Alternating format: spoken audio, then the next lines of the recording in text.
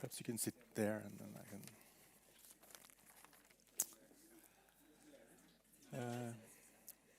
Okay, good morning everyone. Before we start, I'm obliged to inform you that this event will be live streamed, so that you know that. On behalf of the Consortium for Research on Terrorism and International Crime, I am delighted to present to you Stephen Tankel, a highly respected scholar and expert on terrorism and counterterrorism, and also foreign relations, defense policy in the Middle East, North Africa, and also Africa. Tankel is an assistant professor in the School of International Service at the American University, and is also an adjunct senior fellow at the Center for New American Security. He further is senior editor of War on the Rocks, which is a much read and very influential blog looking into security policy matters. Also known for a podcast where they interview experts in security policy over a drink, which is a concept that I can relate to. Stephen sits on the editorial boards of two of the most important journals in terrorism research, in the terrorism research field, which is Terrorism and Political Violence and Studies in Conflict and Terrorism. And he also frequently comments on these issues in the media. Tankel has also served as a senior advisor for the Department of Defense and frequently advises US policymakers, practitioners, and members of the intelligence community. Stephen is educated at Cornell University, LSE, and King's College, and he has also undertaken field research in places such as Afghanistan, Algeria, Bangladesh, India, Kenya, Lebanon, Pakistan, and also on the Balkans. He has also lived in Egypt, worked in Egypt, and studied Arabic in Syria. Today he will introduce his latest book, which is entitled With Us and Against Us: How America's Partners Help and Hinder the War on Terror, which of course also can be read as With the USA or Against the USA on countering terrorism. And this alludes, of course, to the famous statement by George Bush after 9/11. The many contradictions of US counterterrorism partnerships throughout the war on terror are indeed very hard to grasp, both for experts and non-experts. The killing of Osama bin Laden in the Pakistani military town of Abbottabad in 2011, right under the nose of one of the world's most capable security services, is the case in point. US counterterrorism cooperation with Pakistan has surely proved fruitful on occasions, but it has also been counterproductive for certain purposes. I'm sure that is something we can also discuss. I'm really looking forward to hearing your analysis on these issues. Research on political violence has become very specialized. Some scholars concentrate only on the actors, and others concentrate only on the policy. There is no doubt a need for greater integration of the two. Stephen Tankel's career covers both dimensions, and he's therefore well placed to bridge this gap. I know his research most from his previous work on the Kashmiri militant group Lashkar-e-Taiba, and he's the author of a book on that particular group, which is entitled Storming the World Stage: The Story of Lashkar-e-Taiba, on Oxford University Press, issued or published in 2011. So, Stephen, you will present now. We have quite some time for this event. We have 1.5 hours. You talk for as long as you want to, and then we will have a round of questions. So just prepare some questions, and we'll go from there. So the floor is yours. Also, I forgot to mention, Stephen is presenting his book, and on the seats you can see a flyer for the book, which gives you a 30% discount if you contact Wiley by email or phone, or you can also buy the book on Amazon. And I encourage you all to buy this book. The floor is yours.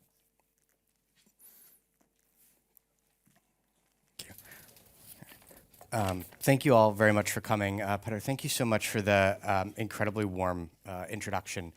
So just so you know, I mean, I've been a follower of yours for a long time and an admirer of your work and the work that a lot of great scholars here in Norway do on jihadist strategic studies. So it's a real honor for me to be here, to be able to speak with you today. I'm going to be talking primarily about counterterrorism from a U.S. perspective, although I would argue that a lot of what I'm going to say would apply to any Western country that was a senior partner in a counterterrorism partnership with countries in Middle East, Africa, or South Asia. There we go. Okay, good. So, as was mentioned, George W. Bush makes his famous statement after 9/11, you're either with us or you're with the terrorists. It becomes ingrained in our collective memory as you're with us or you're against us. And I would submit that the reality is very often both. And as was kindly mentioned, I started out studying the threat. And this book actually started out as a book about the threat. It started out as a book about how states influenced jihadist group evolution and adaptation. But time working in government made me particularly interested in how those states worked with the United States and how their relationships with those groups informed those partnerships. And so this book is a product of sort of a not a hard right turn, but at the very least, you know, a bit of a revectoring during the writing process. If one accepts the premise that many partners both help and hinder, and I'm going to speak from a U.S. perspective, so forgive me about that, but again, I think applicable more widely, help and hinder U.S. counterterrorism efforts, it naturally begs the question, what can we expect from these partners? How do we get more out of them? And I would require that optimizing cooperation, improving it where it's good already, mitigating it where it's bad, getting the most out of the trade space in between requires that we know what we can expect from partner nations. So this is just a quick roadmap. I'm going to talk you briefly through the universe of partners that I looked at. I'm going to talk about the elements of counterterrorism, which you'll see I view as more expansive than before 9/11, which is not to say that everything should be considered counterterrorism. It is to say that counterterrorism, at least from a U.S. perspective, now touches on a lot of policy areas and requires a lot from partners that it did not before 9/11. I'll talk about what I see as some of the key factors that define what the United States can get, go into a few propositions about specifically what we can expect in those different aspects, and then end up with just a couple of recommendations and implications. So in terms of the universe of cases, I looked at 6 countries spread across Middle East, Africa, and South Asia. Pakistan, Saudi Arabia, Yemen, Mali, Egypt, and Algeria. These are a mix of countries that had long-standing relations with the United States, even if interrupted in some cases, as was the case with Pakistan, and countries with whom relations were kickstarted after 9/11 primarily for the purposes of counterterrorism. So, of course, Pakistan, Saudi Arabia, Egypt, longer-standing partners, Mali, Algeria, and Yemen, very, very, very recent security partners. All of these countries had jihadist movements active on their soil at some point both before and after 9/11. That doesn't necessarily mean continuously, but it does mean that they had experience with jihadists before 9/11 and they had experience with jihadists after 9/11. So, moving on to the aspects of counterterrorism. I'm going to walk you through this eye chart, and there will be a quiz afterwards to see who remembers what's in each column. What this is really intended to capture is what I see as the breadth of international counterterrorism efforts and the cooperation that it requires. I should say, even with all of the verbiage up here, this is not the extent of U.S. counterterrorism architecture, not by a long shot. There's a lot that happens entirely unilaterally. There's a lot that happens in the domestic domain. There are things that are not covered here. This is what I'm looking at in terms of the primary areas where the United States is going to need cooperation from other countries. And I'm going to focus on the first four from the left. That last one, which we could sort of call defensive security or homeland security, is the least changed since 9/11. When we're talking about securing airports and ports and protecting U.S. persons and infrastructure, these were things that the United States was looking for that really any country expects from other countries historically in terms of counterterrorism. So let me focus on the first four. Domestic counterterrorism operations, but by which I mean domestic to the partner in question, obviously not for the United States. I break these down into two different components, enemy and infrastructure centric.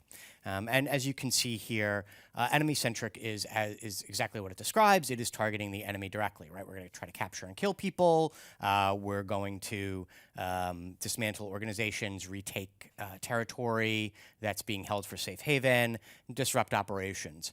Infrastructure centric gets to the wider environment that supports terrorism.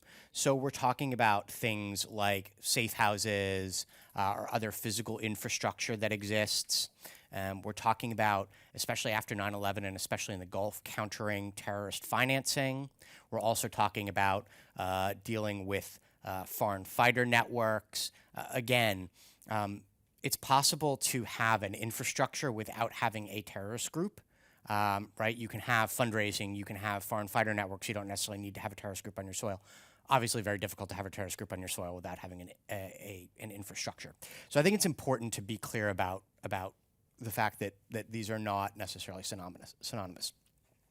Second, I use tactical cooperation for an umbrella of a lot of different areas where states work together, and I chose for this research project three of the main areas that were important for the United States after 9/11. One is intelligence cooperation, and that goes beyond intelligence sharing, which is just part of the equation, right? You also expect partners to act on that intelligence when it's shared, but it can also mean providing access for U.S. intelligence officers or infrastructure in terms of technical intelligence gathering, things of that nature.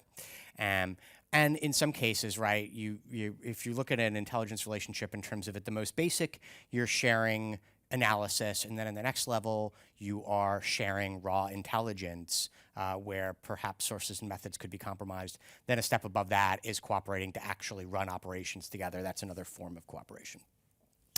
Access, countries have long needed military access, basing, overflight, transit.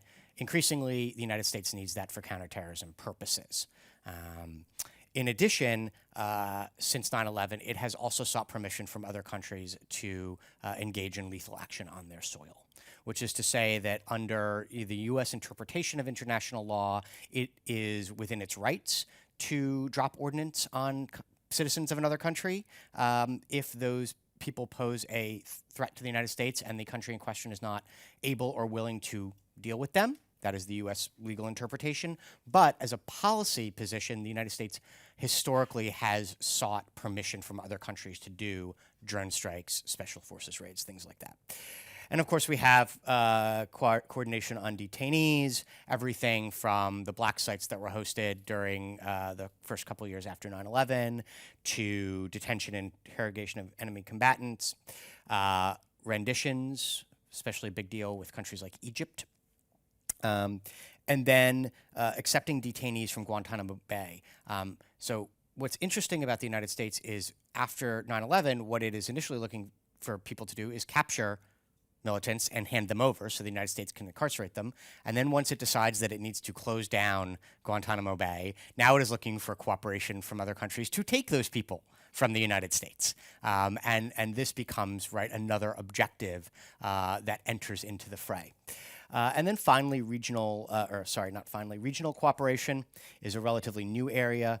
Historically, we've had, states participating in military coalitions. Now we're looking for participation in military coalitions that are targeting terrorist groups directly, anti-ISIS coalition, or countries that are hosting terrorist groups, right, the Taliban after 9/11. In addition, we have other sorts of regional counterterrorism initiatives. Think Trans-Saharan Counterterrorism Partnership, which the United States funds, but it's looking for other groups other countries to participate in.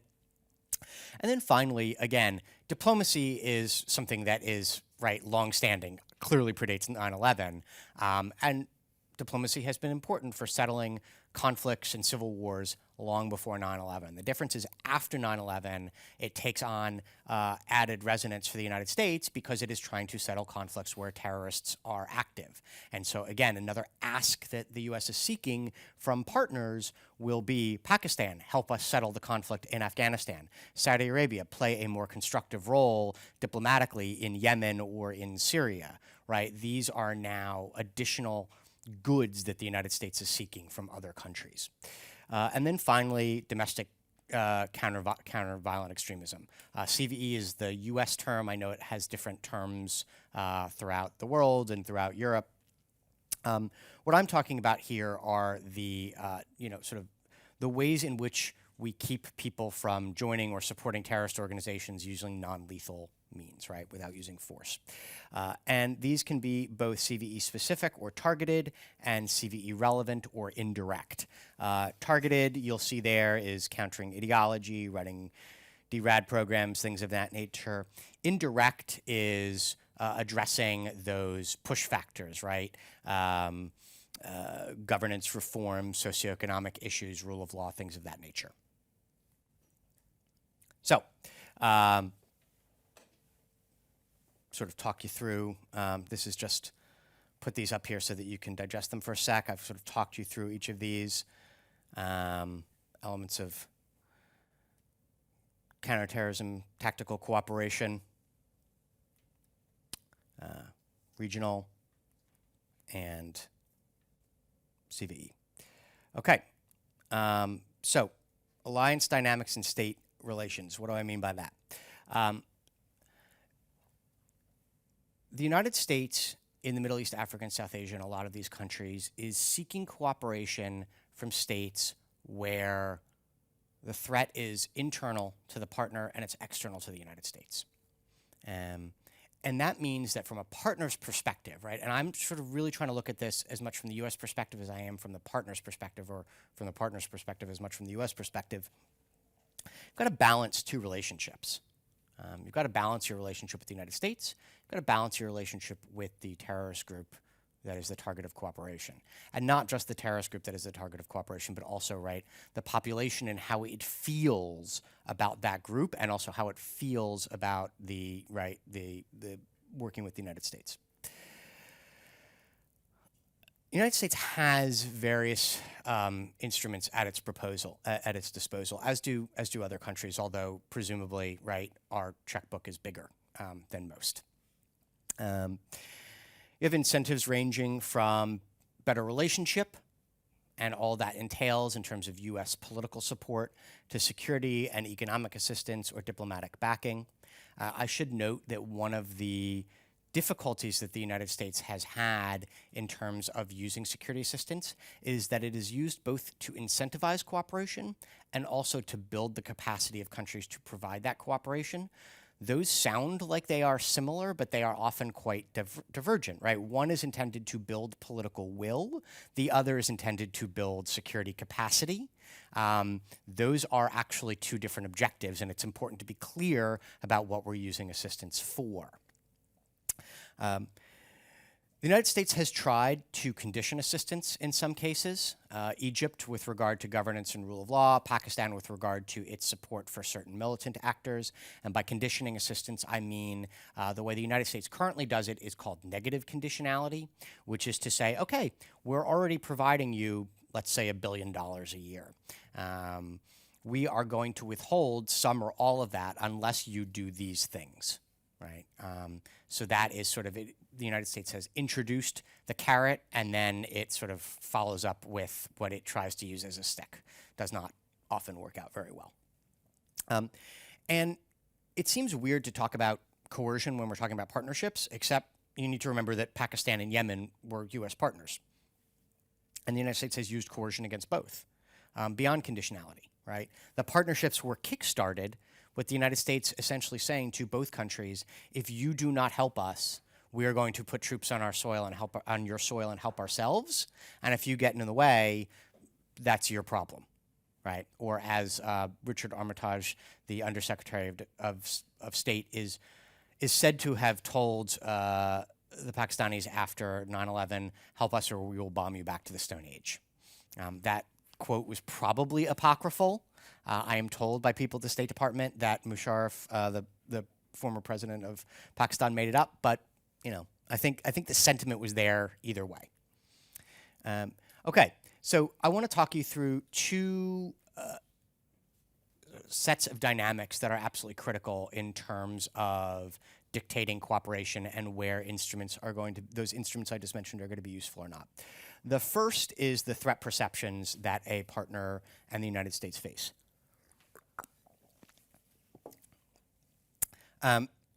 Pretty simple chart here, right? And we would assume lower left quadrant, no big deal, nobody really cares, great.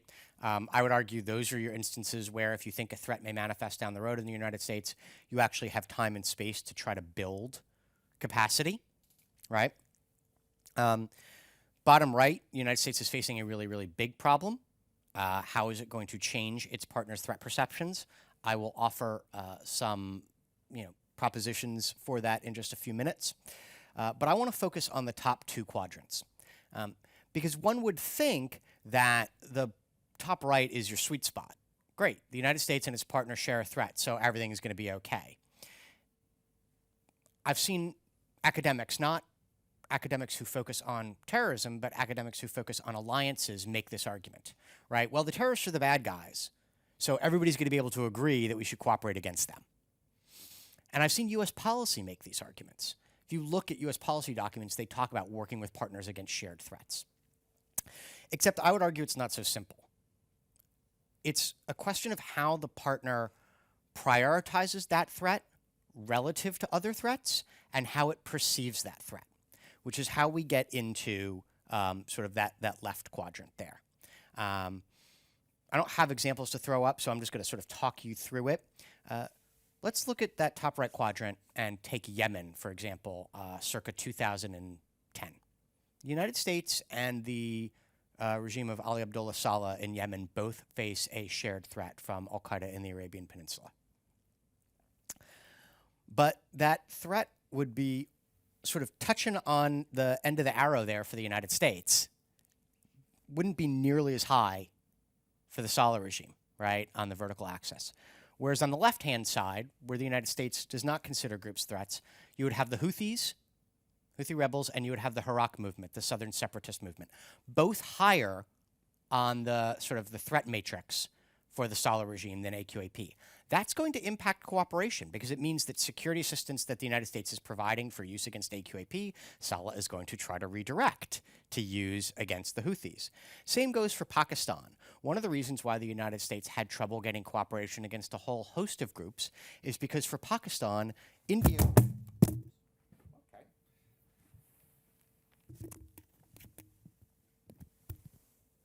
I'm going to put this up here. Can you still, everybody, am I still good? All right. Okay, little hiccup there. India would have been right in the far left here, which means it's a partner for the United States, right? It's actually a special friend. But for Pakistan, it's like their top tier threat. That clearly gets in the way of cooperation against a whole host of groups. I'll offer you one final example, which is Egypt. Here, U.S. and partners share a threat from jihadists. But it's not just how you prioritize the threat, it's also how you perceive it. For the United States, jihadists are, right, ISIS in the Sinai, right, al-Qaeda spin-offs, other jihadist groups, right, that the West would consider jihadists. For Egypt, they're also going to include the Muslim Brotherhood, right? That's how they're going to perceive that threat. Impacts how they go about dealing with the problem. Final graph. Almost final graph. you heard me say before that you have to balance two relationships, right? It's a question of alliance dynamics and terrorist-state relations. Well, here's terrorist-state relations. I would posit that a state can have at least 4 different types of relationships with a terrorist group or infrastructure. Belligerence, right? It's a high threat, it's low utility. Think Egypt and Algeria in the way they view the jihadist groups on their soil. Indifference, think about how Mali looked at AQIM up until about 2008 or 2009. Collaboration, now we're talking about state support or enabling, and I would distinguish between those two. State support is I'm actively sponsoring a group. Enabling is I am deliberately pursuing policies that create that infrastructure that I talked about before where they can operate. So think what Pakistan does with its groups versus what Saudi Arabia does on its soil historically. And then finally, cooperative competition, which my students insist on referring to as, quote, frenemies. Here you have a group that is high threat, high utility. And the state may fight it and support it simultaneously, or it may toggle back and forth, or it may support it in one part of the country and fight it in another, or it may just combat the group but not want to defeat it because defeating it would mean security assistance from the United States would dry up, right? So there's it has usefulness as long as it continues to exist in some form or another. Okay, so what can we expect? That last chart that I just put up, I would argue terrorist-state relations are the most critical when it comes to domestic counterterrorism operations. You heard me say before that threat perceptions are really, really hard to overcome. If a state views a group with indifference or it views it as a collaborative partner, it's almost impossible for the United States to be able to use its instruments of statecraft, diplomacy, coercion, security assistance, what have you, to be able to get that group to conduct comprehensive, sustained operations against the, to get the partner to conduct comprehensive, sustained operations against the group in question. All right? So belligerence, yeah, you're most likely to conduct it. Great. That means that you don't need incentives. It also means that when you're dealing with countries like Egypt that say, hey, if you cut security assistance, then we may not sort of be able to conduct operations in the Sinai, or we may have to like scale back on those, the United States can say, no, we're pretty confident you're going to go ahead and do those anyway, right? We're not going to be taken in by this argument. But security assistance can be useful for capacity building so long as the partner and the United States, right, are agreed on the objectives for which that capacity is being built. Right, collaboration, as I said, it's just not going to be that useful to use incentives in this case, or even coercion. You might get sort of short-term one-offs, right? You might get Pakistan conducting ad hoc raids into the tribal areas between 2002 and 2005 or 6. But they're not going to be comprehensive. You might get Saleh doing the occasional raid against JQAP, but it's not going to be comprehensive and sustained. More than that, there's the potential that, that if you try to do capacity building, that capacity might be misused. The same goes for cooperative competition, although that is harder to predict. You can read that there. I'm not going to talk you through all of that. The one point that I want to make is on indifference, which is I do believe that there's some utility in trying to build capacity there if the threat is not immediate. And I'm thinking of Mali in this case. The United States had time and space to really try to do a comprehensive job of capacity building. We can get into during the discussion if people want why it did not. But this is one of those where it's an investment in the event that threat perceptions change. Here's the good news, that instruments of statecraft are quite useful for tactical cooperation, right? You can still get this type of cooperation even where domestic counterterrorism operations are unlikely. Pakistan still provides supply lines through its country to Afghanistan, still provides access to airspace, not just for moving supplies in and out of Afghanistan, but also for drone strikes, including against groups that it's supporting on the ground. Additionally, right, you can have historical agreements that make this more likely. So one of the benefits that the United States had in terms of access with Saudi Arabia and Egypt, for example, is it had long-standing agreements with both that enabled those access agreements to then be used for CT purposes. Threat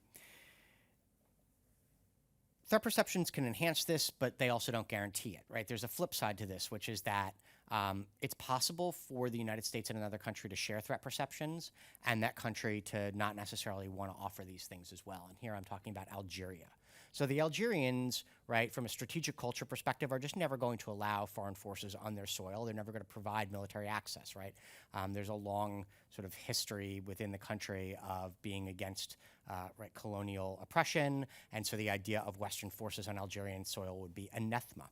Also, U.S. and Algerian intelligence have absolutely no relationship at the start of 9/11. And so even though they shared a threat, Algerian intelligence treats U.S. intelligence officers like more of a counterintelligence threat than they do like a terrorist, counterterrorism partner for a long time, which is to say that threat perceptions on the whole, relations with jihadist groups on the whole, are less important here than the relationship between the state and the partner and the instruments of statecraft that the United States can bring to bear. Regional cooperation. Here you sort of have a combination of regional threat perceptions, hardly surprising, and also traditional alliance dynamics. Countries will join coalitions or be part of diplomatic initiatives because they want to curry favor with the United States. But what they deliver will still depend to a degree on their threat perceptions. Also going to have, you know, those of you familiar with alliance dynamics, your sort of your traditional problems, free riding, I'll join the coalition, but I really don't want to do all that much, right? Or I'm going to try to pull you into my space and make my enemies your enemies. That's happening here. And I would also note that this space, more than any other, is where partners are going to be cognizant of the regional dimension. So, for example, Algerian cooperation with the United States is going to be a function not only of its regional threat perceptions, but also of its regional competition with Morocco, or its desire to exert influence in the Sahel. I have no good news for you on CVE. It is the hardest to evaluate for two reasons. One, it's difficult to disprove a negative, although I do think that if you have a really good theory of change and you know, sort of steps along the way in terms of that theory of change, that you can introduce some metrics. But the other issue, it takes a really long time to know whether a partner is truly sort of turned a corner. What I can tell you is that partners are more willing to pursue those CVE specific initiatives, right? If their threat perceptions warrant it. So if they have concerns about jihadist terrorism, they are going to try to counter the narrative. They are going to run DRAD centers or try to do counter-radicalization or what have you. Whether or not a partner considers jihadists a threat, I've seen very, very little evidence, at least of all of the countries that I looked at, that they are prepared to take serious steps on improving governance or rule of law, much less, you know, implementing democracy or addressing socioeconomic imbalances, right? This is where, you know, not to get too academic about it, but Stephen Walt's idea of Stephen David's idea of omnibalancing comes in, right? This idea that you can't treat a country as a black box, that you need to look not only at how it views threats regionally or globally, but also how elites in power view threats to themselves. And that's really the case here. These are elites that are in power that do not want to see their power positions threatened, even if it means that the terrorist threat persists. So, wrap up real quickly. What can the United States do? And again, speaking from a U.S. perspective, I have a whole bunch of recommendations in the conclusion about sort of how the United States can expand its toolkit. And I focus mainly on how it can get more out of CT partners rather than on sort of aspects of CT it can do on its own, because a lot more has been written on that. I'm going to come back to that first one last. So I've argued, you heard me say earlier, that negative conditionality does not work particularly well. This idea of we're giving you $1 billion for the last 5 years, or in Egypt's case, the last 20-something years, but if you don't do what we want you to do, then we're going to start decrementing you X amount. A better way to go about this is to use positive conditionality.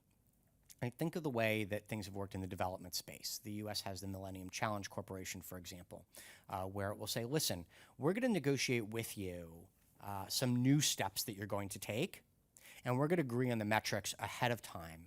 And if you take those steps, we're going to give you X amount. And then you can qualify for more, right? So it's more of a, it's working together to identify a way ahead rather than retroactively trying to punish a partner. It also removes waivers from the equation. The United States Congress will often put waivers on negative conditionality, which means that the White House can decide we're going to waive the conditions and give the money anyway, even if the partner has not done what we want them to do, which is often what the United States ends up doing, and then you just damage your credibility and don't change your partner's behavior. I hate the US state sponsor of designation instrument. I find it to be incredibly politicized and a real blunt instrument. I don't think it is suitable for the type of cooperation the United States is seeking today. You don't designate Pakistan a state sponsor of terrorism, even though by any academic definition it is, because then you can't work with it, right? Saudi Arabia is not really a state sponsor of terrorism. It is enabling terrorism at various times. Same could be said of Yemen. So what do? I've got a bunch of recommendations in the book. I'll share one with you now, which is the creation of a grading system similar to what the Financial Action Task Force, the FATF, uses for money laundering and countering terrorist financing, where, oh, okay, your behavior is troublesome to us. You're at yellow. Now you're in the gray zone, right? Now we're putting you on the blacklist. And then each of them can come with sort of smaller incremental penalties. And quite frankly, even earlier on, just releasing some, declassify some information and release it into the public sphere can have a naming and shaming, component to it. I'm a big fan of better assistance monitoring and evaluation. I will tell you the United States does a horrible job of actually measuring whether or not it's getting bang for its buck in terms of all the money that it spends. To the degree that we try to do A, M, and E, sorry to throw an acronym at you, we measure performance rather than effectiveness. So there's a big sort of, although not particularly public push because most people don't geek out on this stuff, whereas I do, push to try to get the United States to a better job of holding itself accountable. And then finally, that first one, leverage close allies. So one of the reasons why I'm here on this trip is not just to talk about my book, but also to talk about a follow-on project with people inside and outside of government in various European capitals about how the United States and its European allies could work more closely together and leverage one another in the Middle East and Africa, which is to say, can we move beyond what has become a really, really stale conversation about burden sharing, where the United States says, we're going to do less, you do more, we're going to pay less, you pay more, and that's the sum total of it. The reality is that we could do a lot more to be more closely lashed up in various ways and move beyond what has become also, right, this idea of coordination where bureaucrats from different countries show up and repeat their talking points and go home. Which is now what I've heard from like bureaucrats in a bunch of different capitals. They're sort of like, we all just kind of come in and we say what we're doing and then we leave and nobody really wants to budge. And there's got to be a better, we've got to find sort of mechanisms to improve this. So that's one of the things that I'm here talking about. Last slide. Okay. Let me come back to where I started. I started writing a book about the threat. The United States looks at this through a threat-centric paradigm. Most of the intelligence efforts are placed on understanding the threat. And then once the United States knows the threat, then it's a question of what do I want, what do I need from my partners? Never is the question asked, what should I expect from them? To the degree that it's asked, it's how much capacity can they absorb? What do they need in order to do the things I want them to do? And I would argue that there's a lot of questions that we ask in order to understand a jihadist group threat or a terrorist group threat, right? About its intent, its capabilities, its environment, everything else, right? All those things that those of you who have studied the threat know that we ask. We need to be asking those questions about our partners. We need to spend a lot more time thinking about that. Intelligence folks need to be tasked with doing deep dives. Regional and counterterrorism practitioners and policymakers need to be better integrated. At the end of the day, we need to know our partners as well as we know our friends and as well as we know our enemies. So I will stop there. Thank you.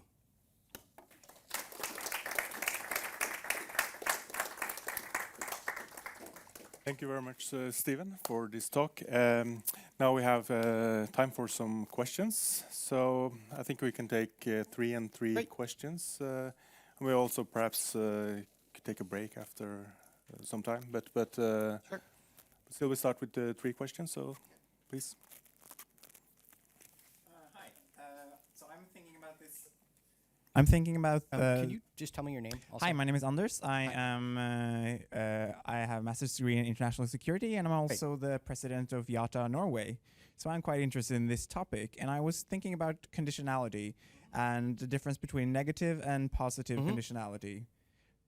I quite agree with you because it doesn't seem like negative conditionality really works, but at the same time, it is also inherent that positive conditionality will be a lot more expensive because you have to promise something that you're not already giving. That might not be an issue for every state, but it certainly is an issue for most states that these policies cost a lot of money. Could you comment on that? Sure. Do you want So me a to question do from, 3? Yeah, do it from once. Yeah. Anders Romare. Isn't it better to just take it straight away? I don't know. Thanks for a great talk. Thank you. I have many questions. I'll limit myself to 1 or 2 first. Rule of law. You have introduced it as something the United States wants. Theoretically. Theoretically. On the overall level, I would agree. The spread of democracy and values, adherence to that is a positive, but I'm sure you know where I'm going. The United States has used countries like Egypt, Jordan to get rough interrogations done. So could you sort of discuss how the rule of law works on a practical level versus a strategic one? That's one. I'll limit myself to 1, and I'll get back later. But we go with 2 questions in this round, and I think we perhaps also can do 1-on-1 if these questions are complex and challenging. So 2 questions first. Great. Okay. So that's an excellent point about positive conditionality, right? And for the United States, it's somewhat less of an issue, although not entirely, because even if you look at from the U.S. perspective now, it is clear that counterterrorism is going to remain a priority, but it is not going to be the priority. And so there's already talk about realigning resources away from that mission to other missions. As somebody who spends a lot of time working on terrorism and counterterrorism, to that I would say it's about time. I think that the United States has been entirely too obsessed with CT for too long. One of the reasons I wrote this book was because I want us to sort of be able to get more out of our partners so that we don't spend as much ourselves. But I think your point is to smaller countries where resources are even more constrained. And positive conditionality is obviously not so positive if you're giving a country $200 million and then you say, well, we're going to cut you down to $100 million, but now we're going to offer you this other $100 million,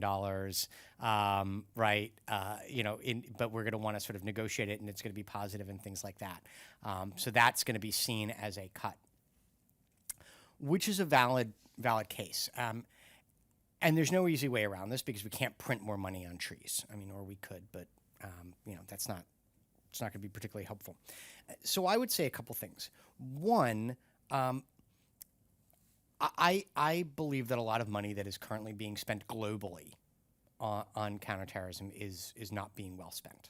I think that's probably less the case for Norway than it is for the United States because we are spending more, and so we are wasting more.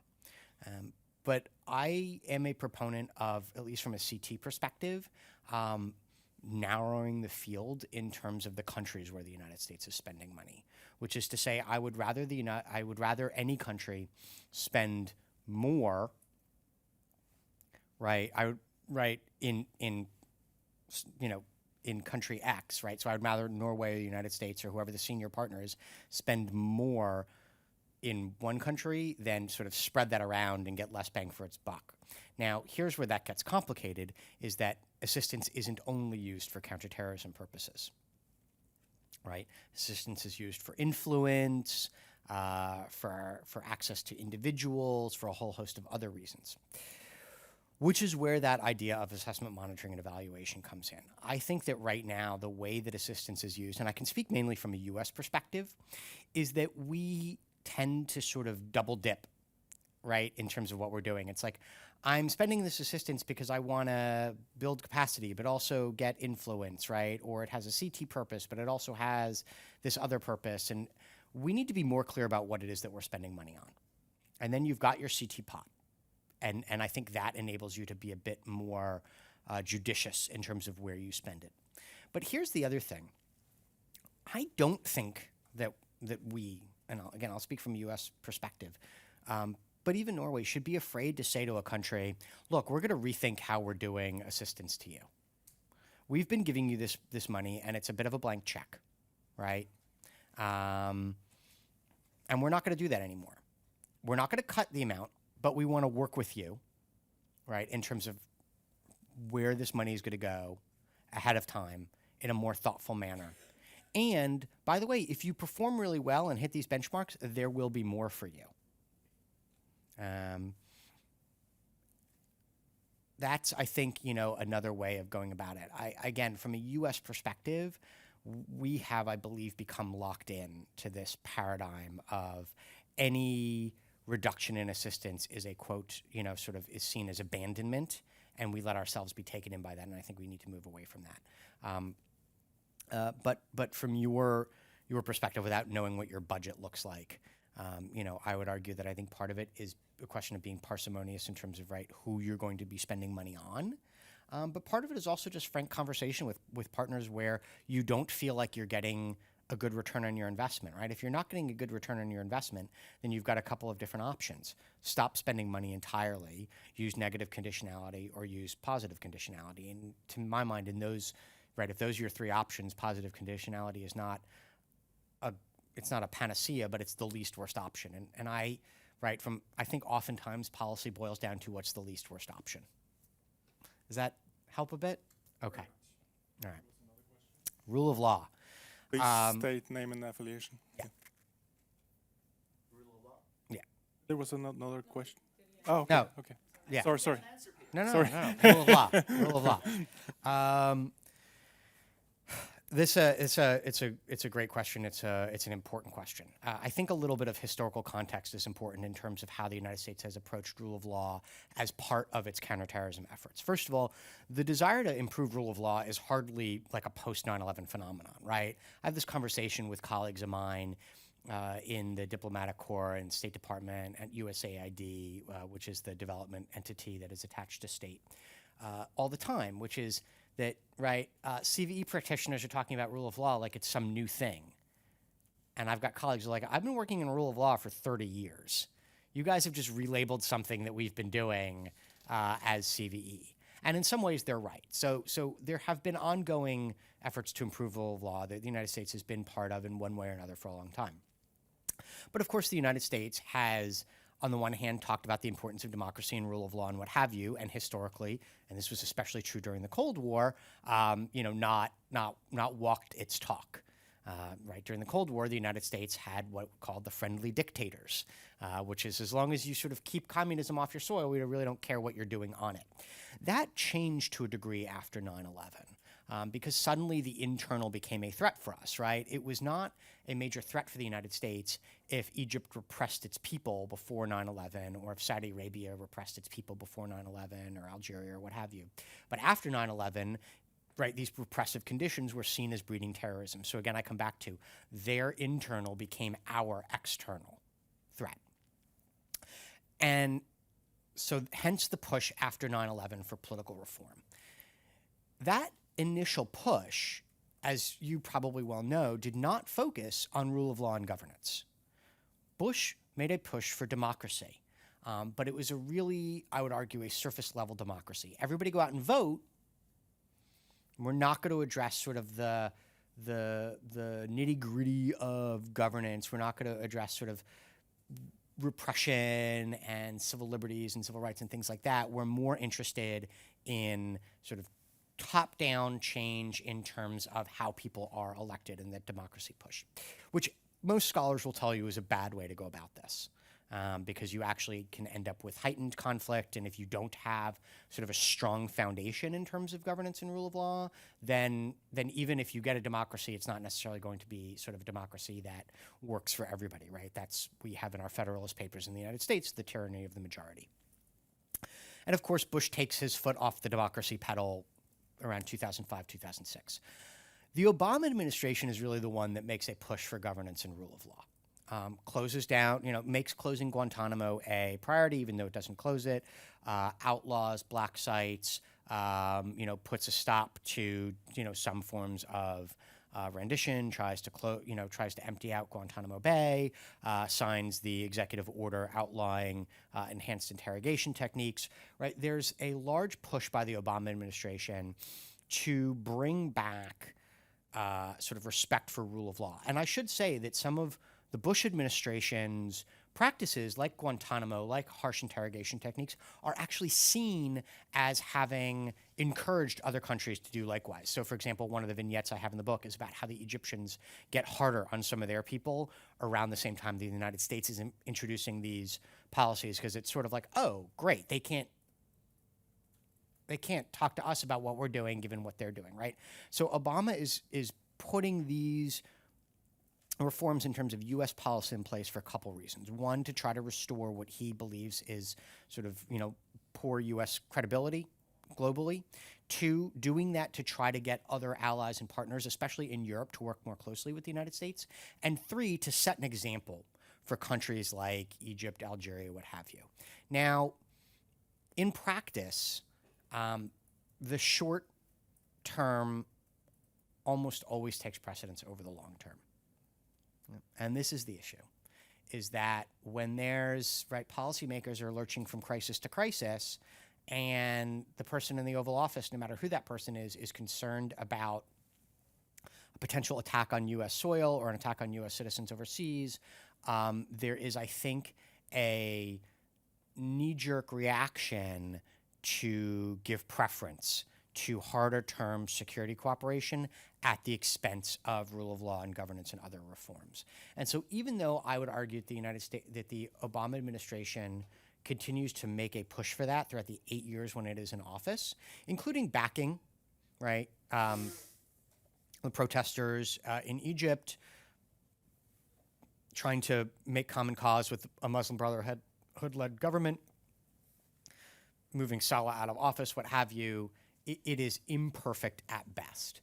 I have many, but one of my major criticisms of the Trump administration is that I think that whereas Bush was misguided on his approach to political reforms, and Obama wasn't as committed in practice as he was in principle to his attempts for political reforms, that Trump is the first post 9/11 president that I've seen who has no interest in political reforms or rule of law or governance.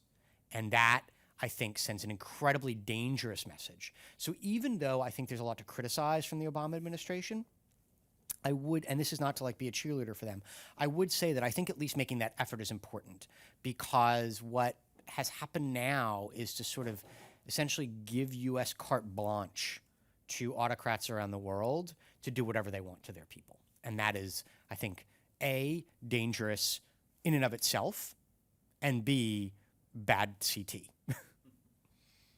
Then there's the question. Is it on? Yeah, okay. My name is Ylva. I'm a political science student at the University of Oslo, and I'm very interested in Algeria, so I'm just going to lead my question. You shared some of the difficulties regarding cooperation with Algeria. I wondered if you could give some examples of what has been successful Sure. for the US. One more? I'd love to tackle Okay. because that's where Stephen left off. Enter Trump. Right. Just in broader terms, not just on the rule of law, but in general, how does it impact efforts to counter violent extremism and so forth? Sure. Okay. Algeria is a fascinating case for me. It is, I would argue, in many ways, an outlier in terms of the different partners that the United States has had. In that, it is, I think, I would say a couple top-line things. One is it made me realize that you can have bad cooperation and still good counterterrorism, right? In that you don't necessarily have to, good cooperation doesn't necessarily equal effective counterterrorism, and bad cooperation doesn't necessarily equal ineffective counterterrorism, which is to say the Algerians have been quite effective. They haven't done the things that we might like them to do from a CVE perspective, although even there, I would argue they've made more progress on rule of law. Really, really, really tiny progress, right? Incremental, but more than like Egypt, for example. So that's number one. Number two, I think it's important to understand from a Algerian perspective that more than any other country, they sort of, I've seen, go their own way. I've talked to numerous policymakers who worked with the Algerians who all told me the same thing, which is the Algerians will do something if they think it's a good idea, and they won't do it if they think it's a bad idea, and they don't really care what the United States is offering one way or another. They're gonna go their own way. And I think part of that is their own experience, and I think part of that is that the United States gave them the thing that they really, really wanted almost immediately after 9/11, which was legitimacy. And once it gave them legitimacy by saying, we can learn from you and your counterterrorism experiences during the 1990s, effectively sort of that's a mea culpa that brings them in from the cold in terms of, right, their actions during the 1990s. The Algerians now have what they need. And so everything else is sort of, icing on the cake, as it were. But you asked for some examples of things that worked, so let me give them to you. One, I think by and large, they know how to keep their own house in order. Right, with the exception of a short-term, it wasn't a blip to the hundreds of people who died in terrorist attacks, but in the exception of like a small sort of spike in violence in 2007, 2008, on the heels of the Salafi Group for Preaching and Combat becoming AQIM, the Algerians have more or less done a pretty good job of making sure that within their own borders they keep the threat tamped down. And although AQIM goes global and has, right, in terms of its ideology, even if not in terms of transnational attacks, right, it doesn't really act in Europe, but at least, right, you would think that you would see more attacks against global targets at the local level. Almost every attack, with the exception of that UN attack, is against a local target. And part of that is probably ideological, and part of that is probably the Algerians do a good job of working with Western partners to protect Western, U.S. and European infrastructure. And if you have any, please sort of jump in if you have thoughts on that. Of course, we are thinking about the In Amenas attack as well. Which is obviously an exception to, right, to in some ways to the rule, but that gets to the other sort of two areas where I think we've seen improvement from the Algerians. I do agree that we haven't seen kind of transnational attacks under the AQIM banner. Although networks are intertwined. So, yes. Yeah. The In Amenas attack sort of gets to, I think, the other two pieces, which is that post-Arab uprisings, when you have the civil conflict in Mali and you have the growing threat in Libya and then the growing threat from the Sahel, that the Algerians actually become more cooperative regionally. They provide overflight for the French intervention, which is, it's not on the ground access, but it's overflight for a Western French military intervention in the Sahel, which is, from the Algerian perspective, a big deal.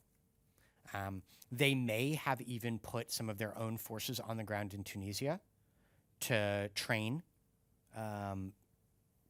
Tunisian special forces and perhaps to do some manhunting as well, which would be a major break in their sort of, concept of never operating out of area. They become, they've always been important diplomatic players. They make greater diplomatic efforts to try to bring the conflict under control in the Sahel.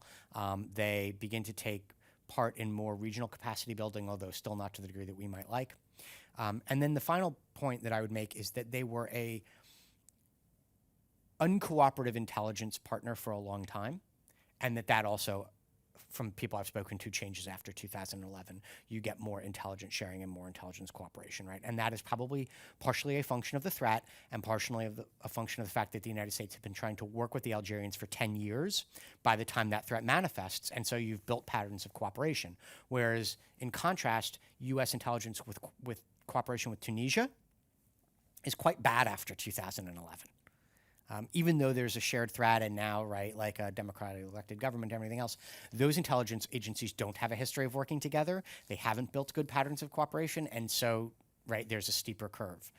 So there are a couple of examples I'd point to where I think where the Algerians, have shown either an ability for the most part to get it done domestically, although transnationally is another story, but also regional and intelligence, I think, right? And again, that access to the French is something we should not overlook.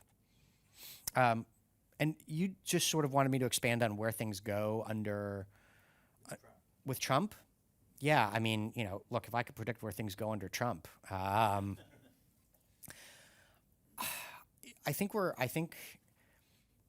would say this, that counterterrorism under Trump is a real oddity in that, and I wrote, for those of you who don't know, Anders and I, we were in a PhD program together, and so I wrote with another colleague of ours from PhD days and a piece for The Atlantic not too long ago that sort of talked about the two faces of counterterrorism under Trump, and that one of those faces looks quite good, and it is essentially the face of counterterrorism that is untouched by the Oval Office, right? It's what's happening at the working level.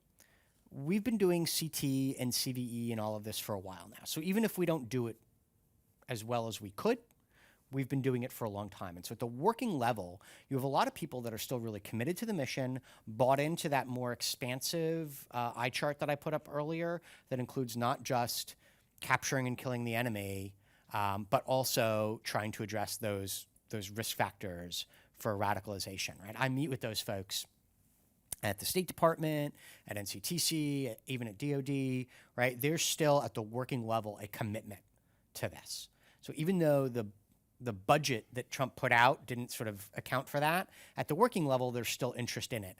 And because there was pushback from Congress on the Trump administration's budget, right, there's still money to be spent on these things. And so at the working level, things actually look more or less the same, right? This has been my experience going from capital to capital here. It's sort of like, well, transatlantic relations are falling apart around us. And what I hear in every capital is, CT cooperation's still okay, right? Like directly. There's a lot more we could do in the Middle East and Africa and everything else. But like the way the United States is working with, I don't know, I'll find out later about the Norwegians, but the way it's working with like the Germans or the Brits or whatever, that's still all working really well. And that includes CVE efforts that are still ongoing, even though the president may not care about them. But then there's the other side of this, which is the rhetoric that's coming out of the administration and the ways in which he has talked about terrorism, right? The fact that he has talked about terrorism in very, very sort of harsh religious terms, right? And very clearly equated it to sort of, Islam rather than Islamist extremists. Right, the imbalance between how the White House talks about right-wing, Christian white terrorists in the United States or abroad versus Islamist terrorism. The fact that the president seems more comfortable with dictators from Saudi Arabia or North Korea than he does with Western allies. The rhetoric that has been used that is very, very anti-human rights, all of that. I don't think that impedes what's happening in the working level, But I think it sends an important message to partners that they can get away with more than they could have before.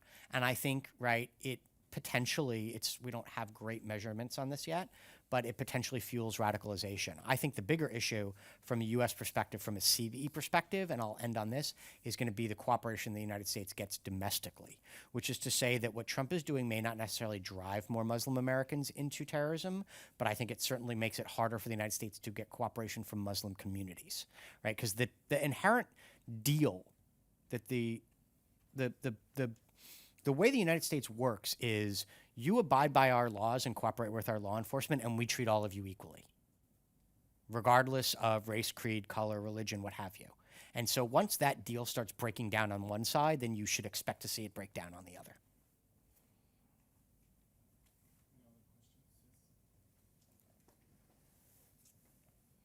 Hi, Peter Otis, Telenor Group. Let me begin by saying this has been a fascinating presentation, and I very much look forward to reading the book. Thank you. I was wondering, so you focused on the 6 countries that you mentioned at the beginning of the presentation.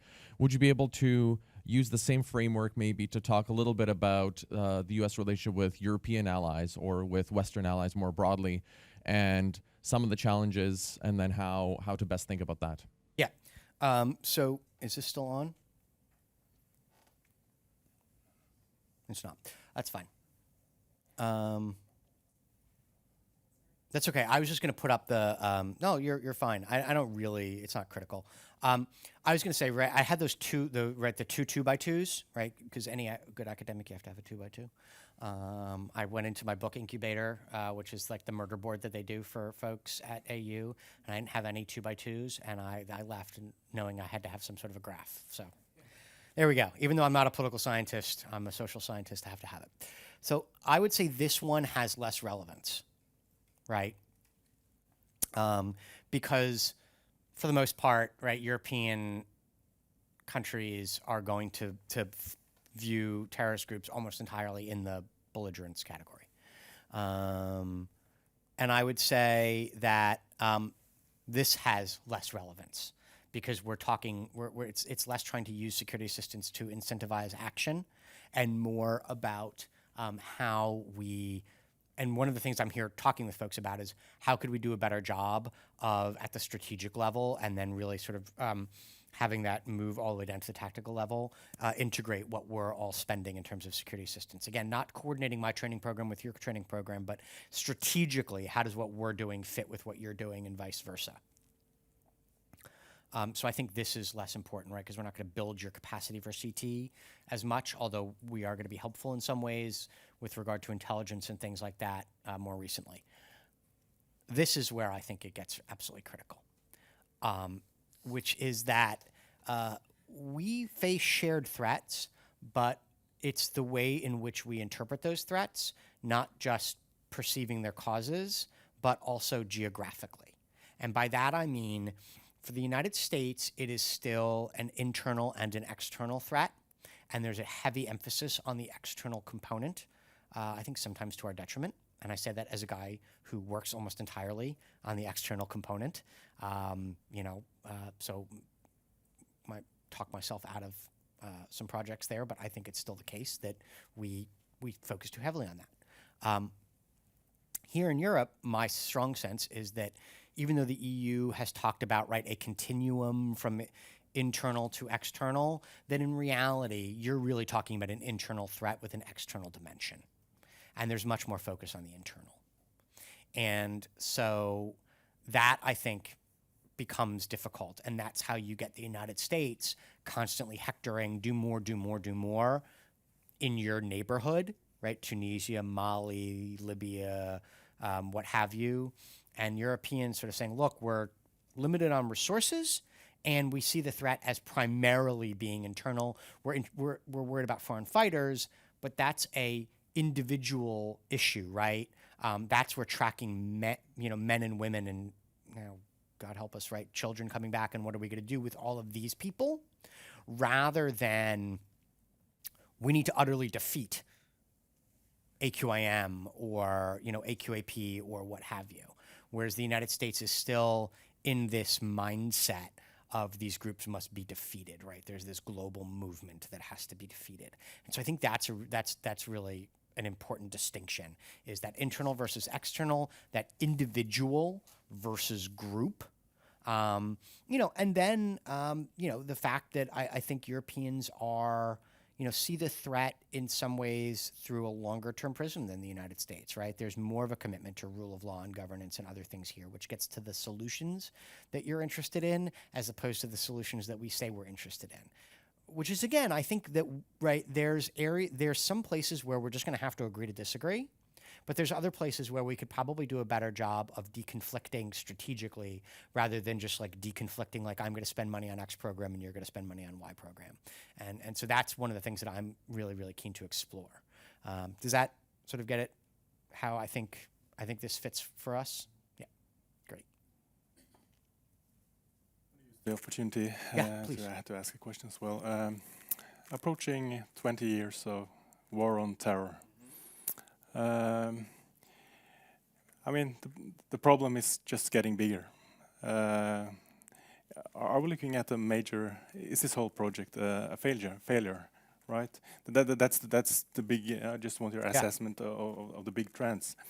And also during the work with the book, what would you say is the most successful example on partnership, cooperation in the war on terrorism? Both when it comes to CV and also CT, and what is the epic failure, if you have the example? It's hard for me to say the best and the worst, right? Because I see all of these as fundamentally not one or the other. Because I think, right, even Jordan and the UAE would be seen as two of the United States' strongest counterterrorism partners in the Arab world, and the UAE was, for a while, right, its forces were fighting alongside AQAP on the ground against the Houthis. And now its forces are, accused of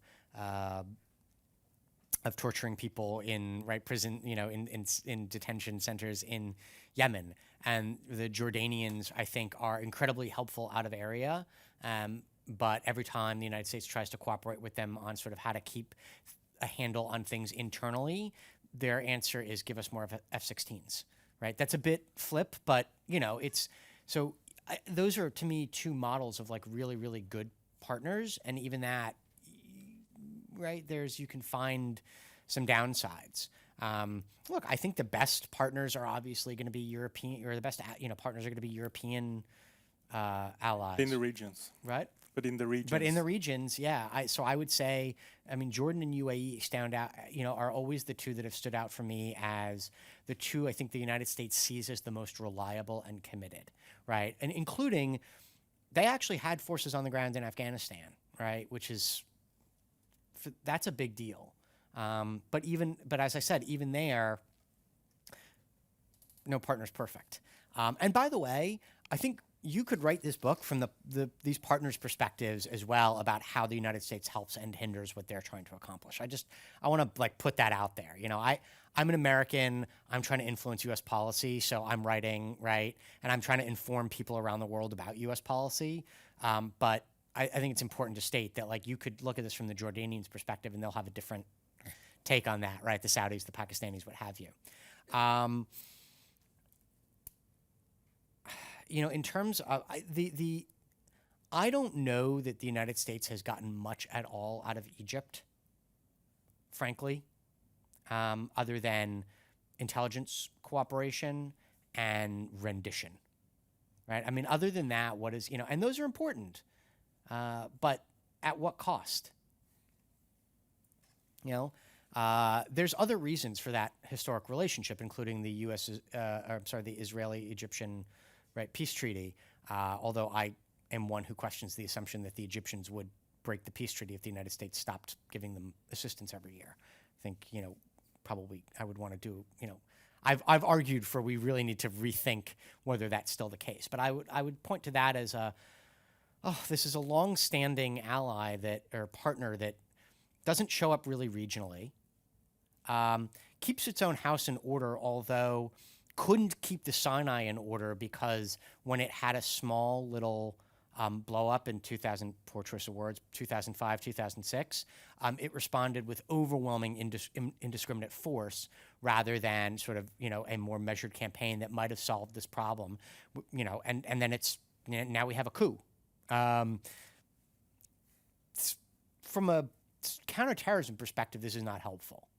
There are, again, access through the Suez, right, access for airspace, other things that I think the Egyptians provide that are helpful on the military side that have some CT applicability, but yeah.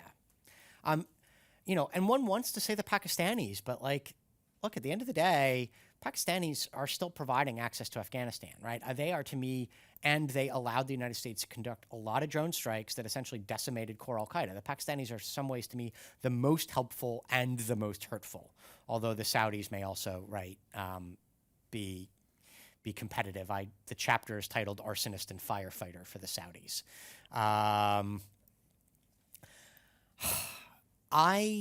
First of all, I used the term war on terror for the subtitle because it was punchy and it fit, and I hate the term.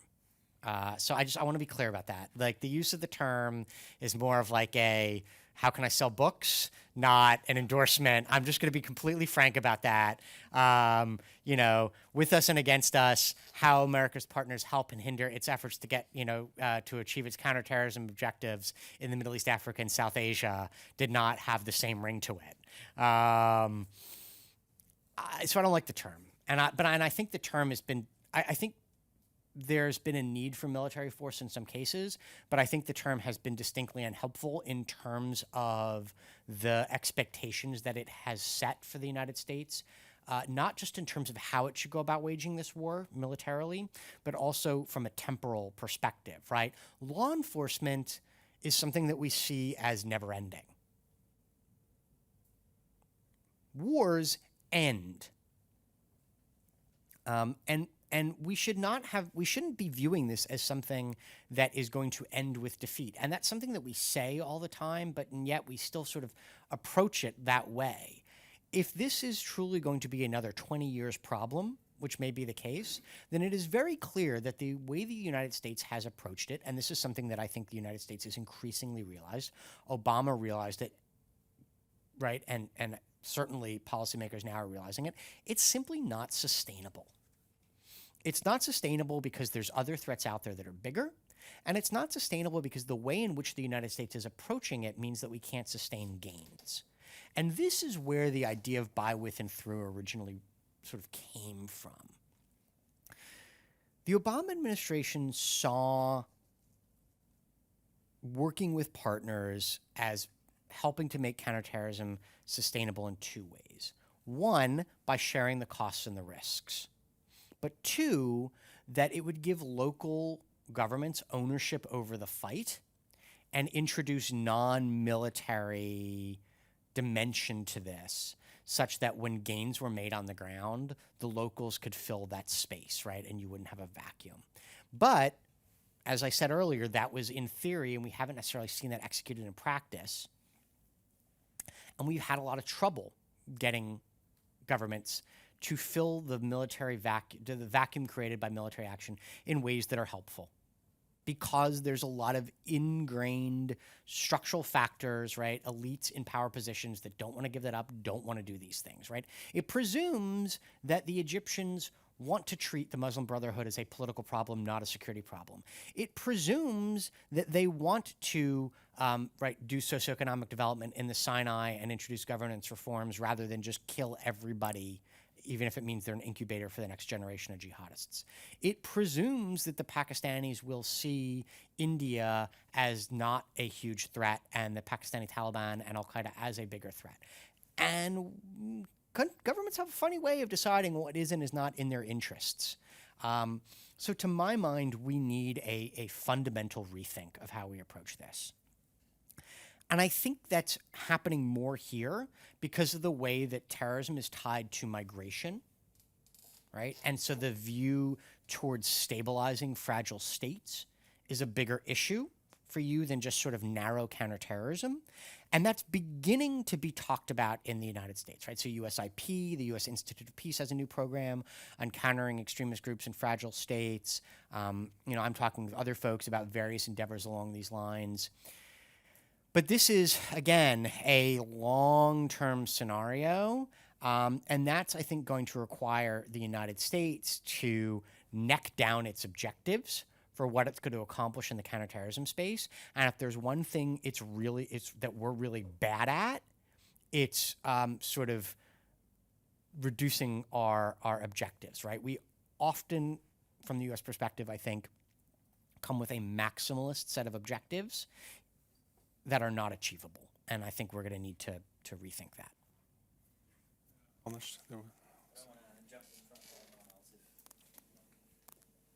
That's very interesting, and one of my main arguments in my PhD is that the war on terrorism ended in 2011, which is an argument.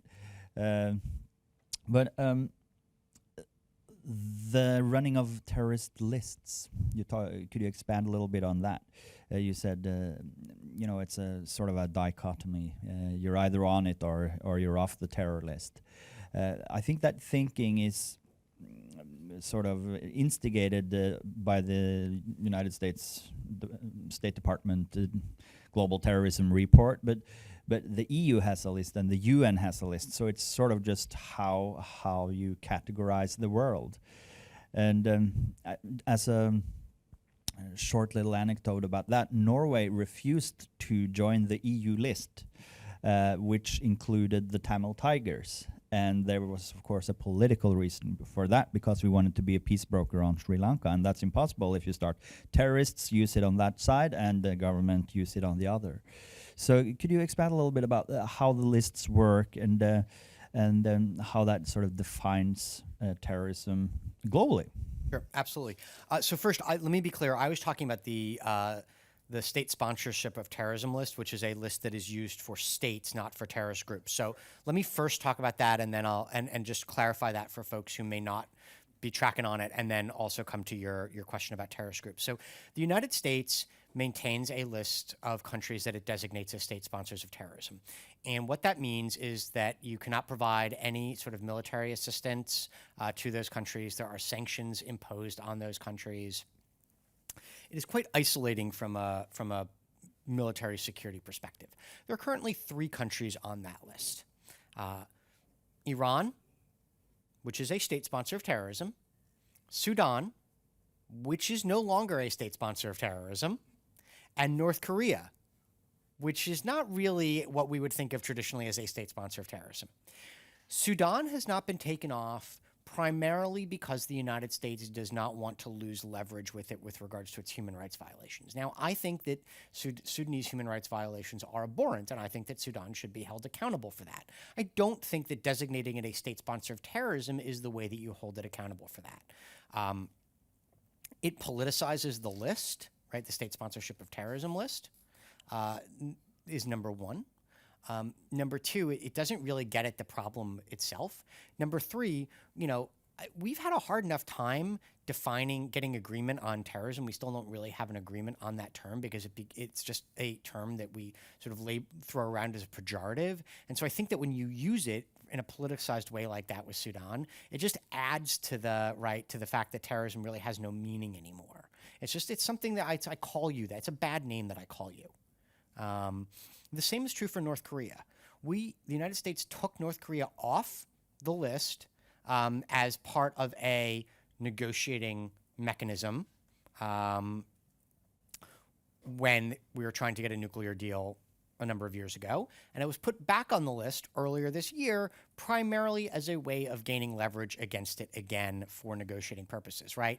What was cited was that Kim Jong-un had, assassinated a family member, and that this was terrorism. And the definition for state sponsorship of terrorism is wide enough that you can drive a truck through it.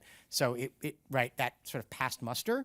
But the truth is that's not why we were putting them on, right? There was legislation introduced recently to do the same with Russia because of what it was doing in Ukraine and what it had done with the U.S. elections. And again, I'm like, look, bad stuff, not terrorism. So I'm a proponent of A, tightening up the language, B, making it easier for states to get off the list once they've been added on, and then C, creating those other mechanisms that I've talked about that enable coercion and punishment without being all or nothing. That's the state sponsorship of terrorism list. The United States also maintains lists of designated terrorist groups, right, which is important for a number of reasons. It enables us to sanction individuals. It enables us, right, legal steps that we can take against individuals who give money to those groups or who support those groups. It also enables us to take action against states that support them. That list is an imperfect list, but it is maintained for legal purposes.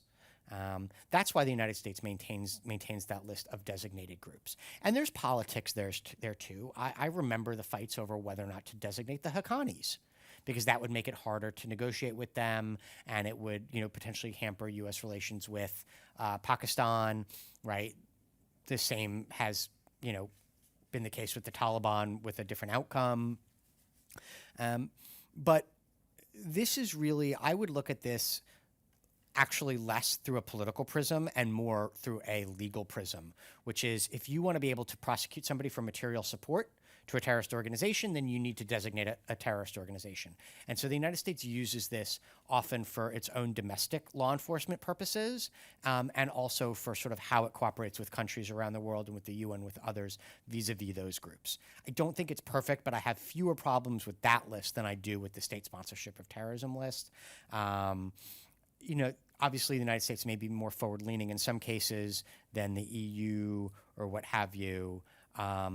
And it's not like there aren't political decisions made, right? There were Shiite militias that were not designated until very, very recently, and it's pretty clear, right, there's been a change in U.S. threat perceptions with regard to Iran, and so that has happened, right? But nevertheless, right, as politically charged as those are, there's other legal issues that are involved in that. And one of the issues that we have in terms of domestic counterterrorism is that we don't have a list of domestic terrorist groups, right? And there's debates ongoing in the United States about whether it should or should not do that, right? And there's concerns about infringing on civil liberties, civil rights, freedom of speech, things like that this could be politicized domestically and used by a government against groups it doesn't like. The counter argument to that is, right, that I look at the entities that, right, Dylan Ralph, the guy who did the shootings in Charleston, South Carolina, right, white supremacist relates to, and I'm sort of like, those meet my definition of a terrorist group. So, right, that's a separate debate. Any other questions? I think we are running out of time. I think I just want to thank you for an excellent talk, and also this question round was, very useful for me. And I'm lucky enough to have an event with you tomorrow as well at the FFI.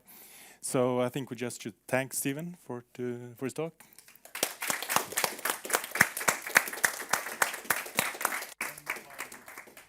Thank you very much.